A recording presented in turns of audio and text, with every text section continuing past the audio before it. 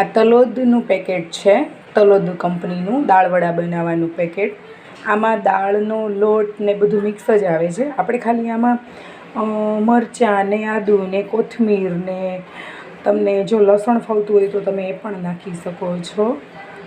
આમાં ખાલી આપણે 600 મિલી પાણી એડ કરી અને આવી રીતનું થોડુંક ઘટ્ટ ખીરું તૈયાર કરવાનું છે. મેં આમાં 600 મિલી પાણી નાખ્યું છે, એટલે આવું ઘટ્ટ ખીરું તૈયાર થઈ ગયું છે. એક બાજુ તેલ પણ ગરમ મૂકી દીધેલું છે. હવે આપણે આમાંથી વડા ઉતારશું. તમે જોઈ શકો છો આપણે વડા અંદર તળવા માટે નાખી દીધેલા છે. તેલ પણ આપણું ગરમ થઈ ગયું છે. હવે આપણે આને ધીમી આંચ ઉપર સરસ મજાના લાલ એવા ગુલાબી રંગના તળી લેશું. તમે જોઈ શકો છો સરસ મજાના તળાઈ રહ્યા છે આપણા દાળવડા. એકદમ ક્રિસ્પી અને કરકરા બનશે.